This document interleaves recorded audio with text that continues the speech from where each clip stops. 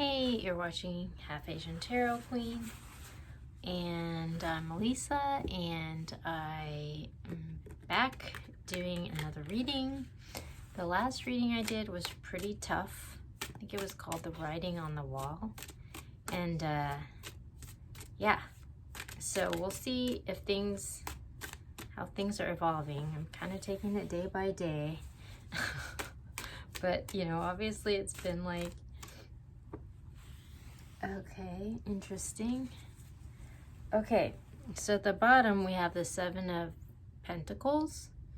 So this is a card of like reaping what you sow, and it's sort of like the seeds have been planted and you're kind of like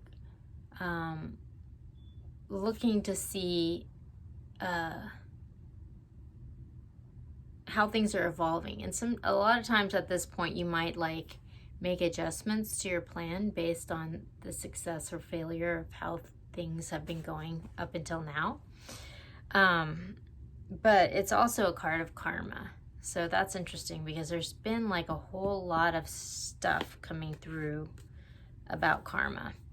The other two cards that came out were like Page of Cups and the Empress. So this is like good news, like it's an offer of love coming in, and then the Empress is like it's the birth of something new. Could be a person. The Empress is also like the most powerful female in the deck. This is like divine feminine energy. So this is really interesting because it's sort of like, I mean, it's really interesting too because I've been having this conversation with someone about sort of like all the shifts going on right now, and like, you know, there has been this sort of history of like disrespecting the divine feminine energy and sort of like elevating this distorted masculine energy at the expense of the feminine, and so it's just like, how can we move forward in a way that's like more functional? And there's like, so I mean, I think I've mentioned this before, but like I'm like a vegan cheesemaker. There's this like big documentary that came out in the like world of vegan food, and it was called Bad Vegan, and it was like #1 on Netflix. And like I used to sell my cheese there. Like that place totally made my company in the beginning, and like it's this crazy story. Like the woman who ran it was really successful in business, but she was like super exploited. And I mean, the sad thing for me is that like stories like that in business aren't even that unusual for women, because like we do have this tendency to like get exploited because this like system is sort of set up in like in the image of this sort of like distorted masculine. Like those traits are selected for, you know. And so it's just like, how do we engage with this system in a way that's going to be like more like, for one thing, functional, healthy, and like have better outcomes, you know? And so it's interesting because I was talking about this whole thing about maybe adjusting course, you know, to sort of like take advantage of whatever this opportunity is, to support this energy and honor the energy of the divine feminine rather than sort of like exploiting it. And like, what does that look like? You know, because I think we're seeing this also on this universal scale, because like, for example, what's going on in Russia and like Putin, you know, I mean, that's totally an example of an elevated, distorted masculine energy that's like exploiting others. And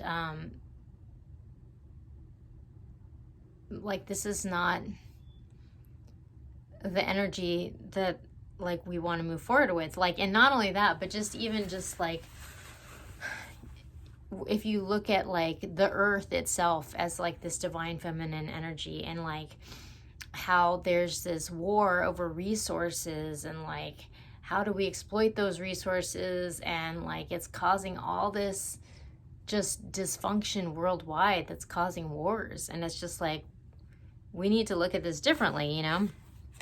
I don't know where all this is coming from, but it's a lot. So, okay, so at the bottom I have flow. So, you know, this woman is in her power, like she's manifesting, she's like in alignment, she's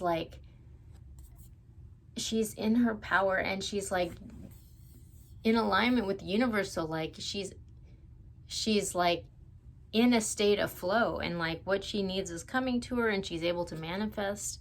And this is like what we're going for, right? And so this is really interesting because we have the staff.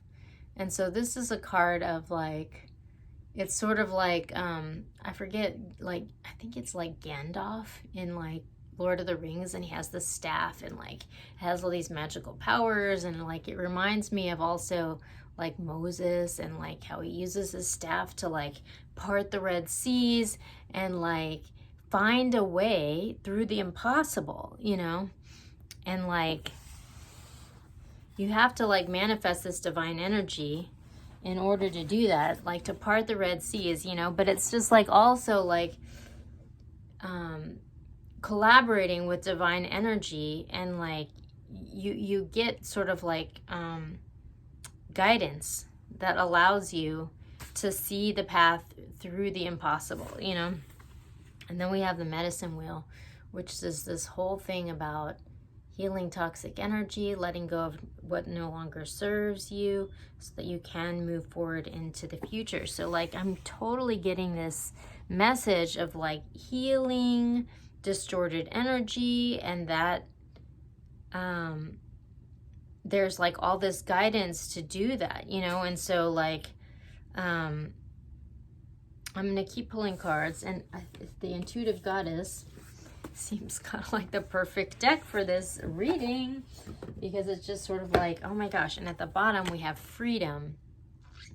So this is a card of the Chariot. This is the Chariot in the traditional deck, but it's like harnessing our power and like finding a path forward, and like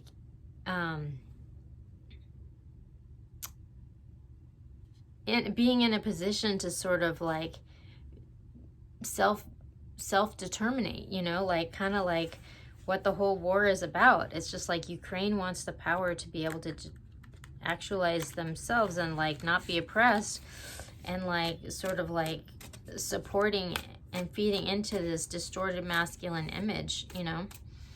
And yeah, like I've been thinking about that a lot lately, because it's just like there's so much going wrong right now. And like when I drill it down like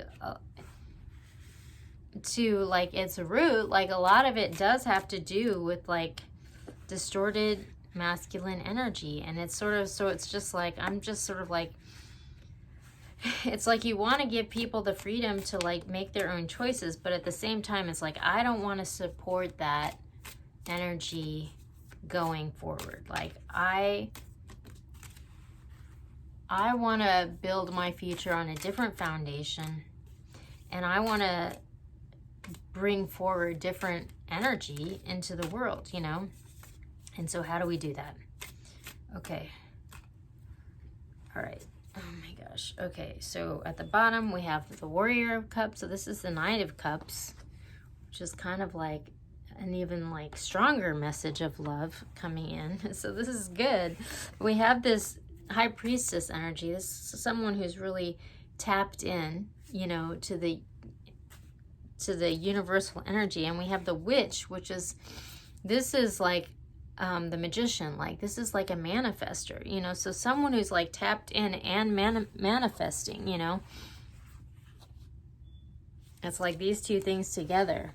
And then we have good news, you know, like the Nymph of Wands is like the Page of Wands. So it's just sort of like there is this new opportunity that's coming online and maybe being manifested, but this is followed by the Eight of Swords. So it's just sort of like there is like anxiety that's being released, and maybe because this path forward is kind of like there isn't like so much of a precedent for it, because we're so like institutionalized by this sort of like distorted masculine energy that it's almost like really, it's like scary to go like a different way, you know?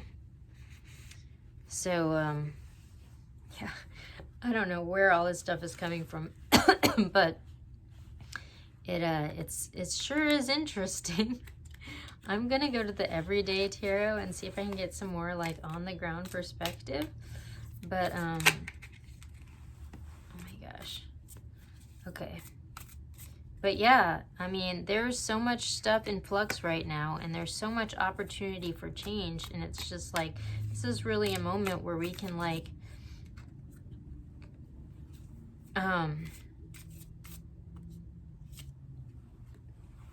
we have the power to like really have big impacts in the future, you know? And so it's just like, I want to harness my energy like in the best way possible, like moving forward. Okay, so we have the Seven of Swords. So this is a card of deception and lies at the bottom of the deck.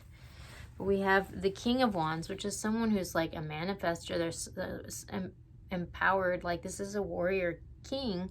This is someone who's like making stuff happen, you know, but this person is kind of blocked. We have this Two of Swords, you know, there's this dissonance. They're not seeing a way forward. They have like conflicted feelings, and they're not really sure how to move forward from this bad situation to this better situation. And maybe part of that is because there's this deception that's like blocking them from having clarity on how to move forward, you know. But we have this High Priestess again, so it's just sort of like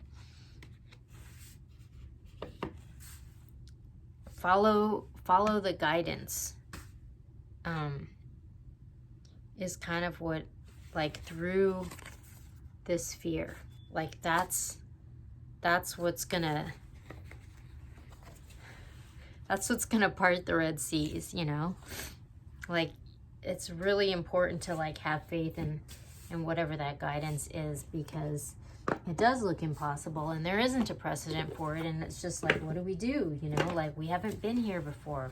This is an unknown path. Embarking on the unknown path. It's really scary. It's but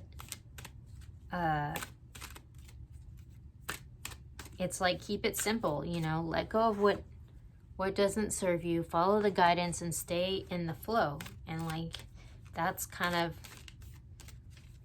what you have to do. Like, one step at a time, like just one foot in front of the other, and like baby steps. Okay, I'm going to the Queen of the Moon Oracle. Pick a couple final, oh my gosh. So we got power at the bottom of the deck. And this is like feminine power. And we got growth, and we got gratitude. So it's like, things look scary, and it looks uncertain, and it looks like, what are we doing? But like, the cards are saying to follow your intuition, baby steps, have gratitude, one step at a time, and this is the path to growth. Like, don't give your power away to this, what we've already know doesn't work. That's kind of what I'm getting. It's like a really powerful message.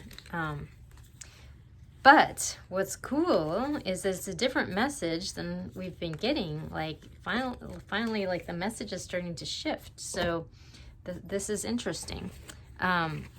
So yeah, I'll check in tomorrow and see where we're at. But it's just like, whoa, this is like a totally huge, like, turning point. And it's kind of beautiful. Oh, there's a card at the bottom. Oh my gosh. So I was putting the deck away, and I noticed that there was this card that didn't fall out of the box when I pulled out, but it's the Sun. And that's what was in the box. Like, that's what's in the box. Like, that's what's on the other side of this, you know. So it looks like there's some hard work ahead, but it's going to a good place, and I'm gonna leave it at that and see where we're at tomorrow.